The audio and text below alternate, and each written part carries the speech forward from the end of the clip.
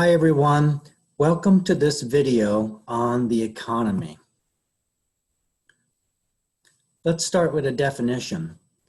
The economy is the social institution that organizes a society's production, distribution, and consumption of goods and services. Examples of goods include homes, cars, clothing, and food. They're all tangible things. Examples of services would include getting a haircut, having your lawn taken care of, and food preparation. In other words, it's someone doing something for you. Let's take a look at the historical stages of the economy over time. And if we start with the hunting and gathering societies, we see that there was no distinct economy. When we move to the pastoral and horticultural societies, the economy was based on breeding animals and the cultivation of plants. Then moving on to the agricultural society, this was due to the invention of the plow. Work became specialized and trade became commonplace. Next, the industrial society, and the economy was based on the mass production of goods based on the invention of powered machines. And finally, we have the post-industrial society, an economy based on service work and computer technology.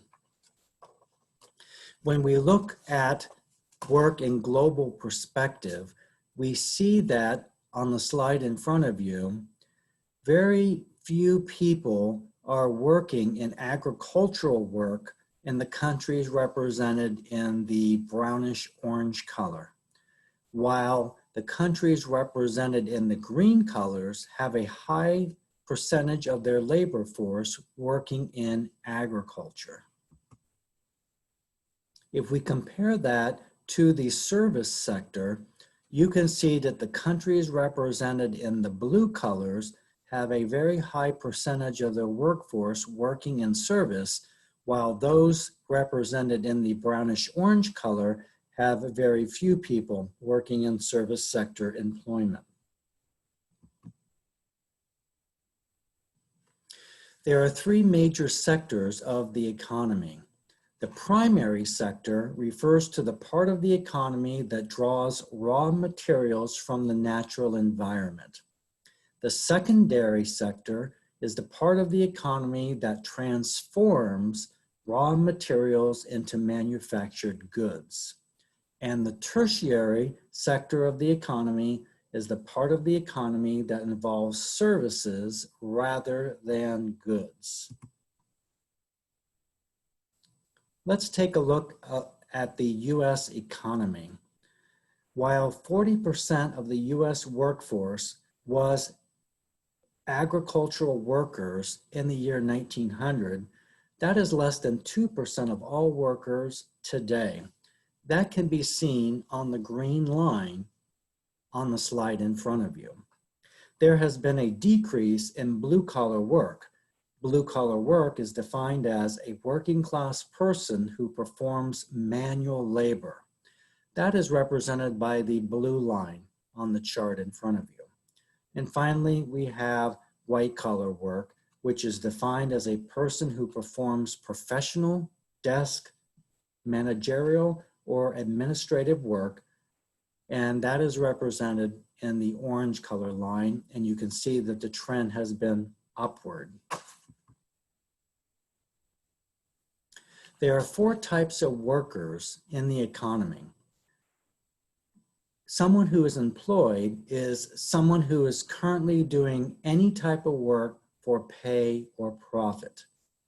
Someone who is unemployed is someone who does not have a job, has actively looked for work in the prior 4 weeks, and are currently available to work. Someone who is not in the workforce is someone who does not have a job and has not looked for work in the last 4 weeks. And finally, we have what's called a discouraged worker, which refers to people not actively seeking employment, often dealing with long-term unemployment, but who would prefer to be working. So when you consider the not in the workforce and discouraged worker, if that was to be added into the unemployment rate that we often see reported in the media, the unemployment rate would actually be much higher than what we are told that it is. There's one other term that comes up when we talk about types of workers, and that's underemployment. And underemployment is the condition of having to work at a job beneath one's level of training and abilities, or of being able to find only part-time work when full-time work is desired. Let's talk about corporations. A corporation is an organization with a legal existence, including rights and liabilities, separate from that of its members. Incorporating protects the wealth of owners from lawsuits that result from business debts or harm to consumers. We also have what's called a conglomerate, which is a giant corporation composed of many smaller corporations. There are two major global economic systems, capitalism and socialism. It is important to note that no country has ever or currently practices true pure capitalism or socialism, which means that every country uses a combination of the principles of capitalism and socialism in their economies. Let's take a look at capitalism, which is the economic system used in the US. Capitalism is an economic system in which natural resources and the means of producing goods and services are privately owned. There are three major elements of capitalism. Private ownership of property, which means that a person, people, or group of people own what it takes to make money. Pursuit of profit. What does that mean? That means once all of your bills have been paid, you have money left over. And competition and consumer choice.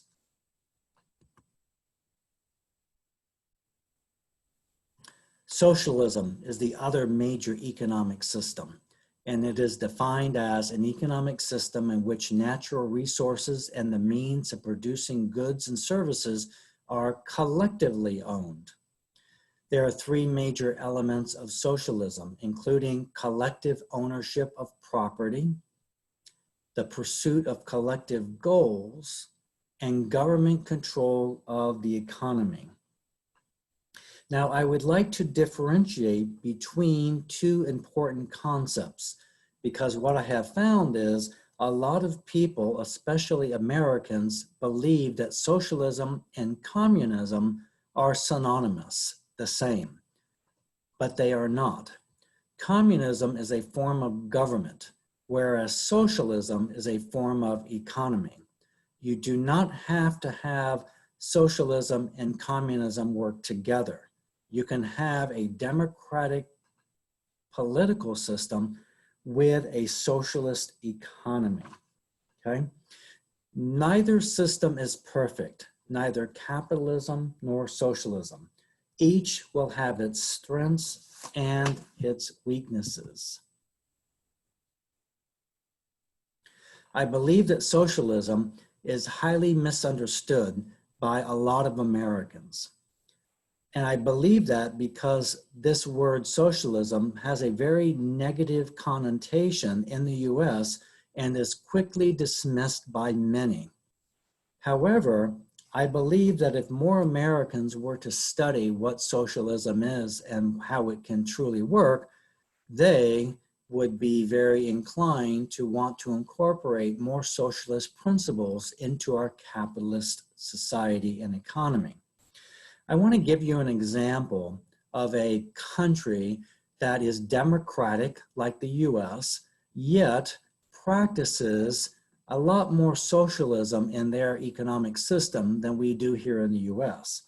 An example that I would like to use is the country of Denmark, located in Northern Europe. Again, I want to state that it is very important to know that Denmark is a democratic country, which means that they elect their leaders just like we do here in the US. And I point that out because a lot of people believe that a country that practices socialism must have some type of a dictatorship, like North Korea or communist China. And that is not true. Okay, you can have a country that practices socialism, but yet is democratic. So Denmark, let me give you some interesting research statistics and information about what life is like in the country of Denmark. Denmark, again, located in Northern Europe. It's a relatively small country, does not have a very large population. Their minimum wage is roughly about $17 per hour. They generally get between 4 to 5 weeks of paid vacation every single year. Keep in mind that most Americans are fortunate to get between 7 and 10 days of paid vacation per year.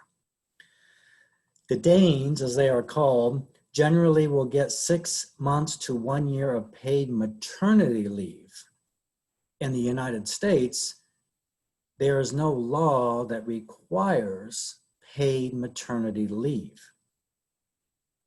We do have a law, the Family Medical Leave Act, that can allow for up to 12 weeks of unpaid leave for things like maternity leave. But again, it's unpaid.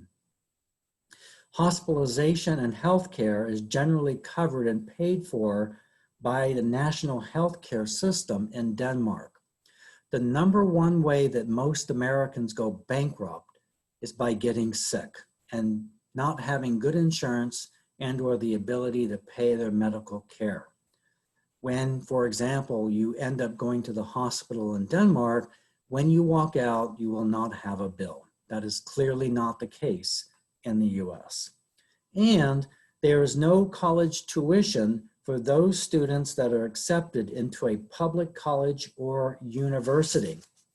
Okay, let me reiterate that, no tuition. Not only is there no tuition, students in Denmark will actually get paid by the government to go to school. They get a monthly paycheck. Now, I'm thinking that some of you are saying, wow, those things are pretty good. Well, there is a cost to this, and the cost is they have very high taxes in Denmark. And it's pretty well known that people don't like to pay taxes. But I'd like to let you know that in Denmark, a lot of people are okay with their high taxes because of all of these services and things that they get with their tax money. So this is something to consider if the US should incorporate more socialism into their economic system. Thanks for joining me, and I hope to see you back again soon. Bye-bye.